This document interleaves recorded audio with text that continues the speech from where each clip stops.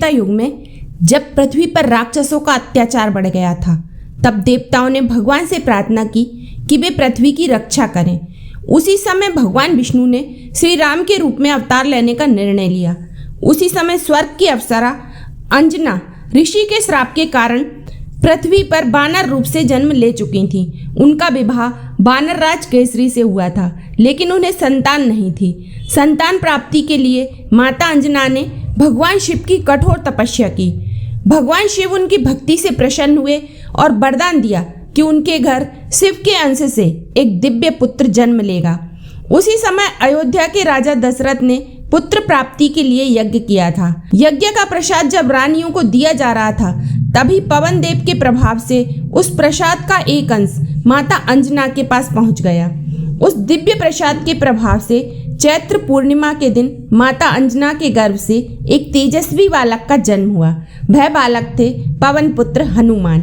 बाल्यकाल से ही हनुमान जी इतने शक्तिशाली थे कि उन्होंने सूर्य को लाल फल समझकर निगल लिया था। बाद में देवताओं ने उन्हें अनेक वरदान दिए, जिससे वे अजर, अमर और अद्भुत शक्तियों से संपन्न हो गए। इसी दिव्य बालक ने आगे चलकर भगवान राम की सेवा में अपना जीवन समर्पित किया और संसार में भक्ति, शक्ति और सेवा का सबसे बड़ा उदाहरण पेश किया।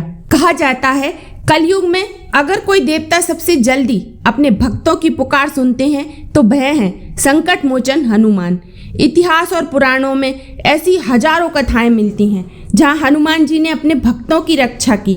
लेकिन आज जो कथा आप सुनने जा रहे हैं वह केवल एक कहानी नहीं है, यह एक ऐसी सच्ची घटना है जिसे सुनकर हजारों लोगों की आस्था और भी मजबूत हो गई।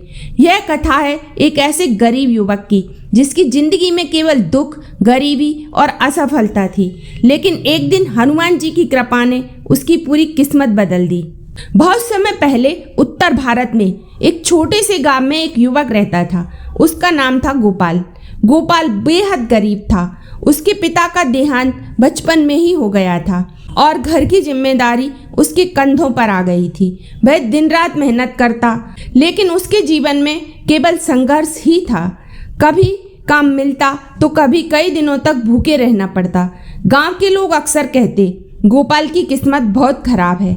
लेकिन गोपाल के जीवन में एक चीज थी जो कभी नहीं बदली, और वह थी हनुमान जी के प्रति उसकी अटूट श्रद्धा।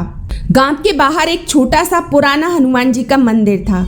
हर सुबह सूर्योदय से पहले गोपाल उस मंदिर में पहुंच जाता। वह मंदिर साफ करता, दीपक जलाता और पूरी श्रद्धा से हनुमान चालीसा का पाठ करता। उसकी हालत इतनी खराब थी कि कई बार उसके पास खाने के लिए भी पैसे नहीं होते थे, लेकिन फिर भी वह हनुमान जी को एक छोटा सा गुड़ का टुकड़ा जरूर चढ़ाता। एक दिन गांव के एक आदमी ने उससे पूछा, तू रोज मंदिर जाता है, लेकिन तेरी हालत तो और खराब होती जा रही है।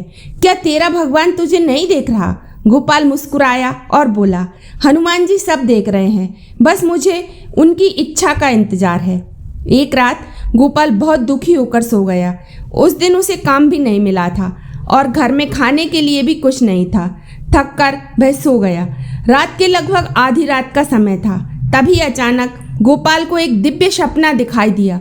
उसने देखा पूरा मंदिर प्रकाश से भर गया है और उसी प्रकाश के बीच एक विशाल दिव्य स्वरूप खड़ा है।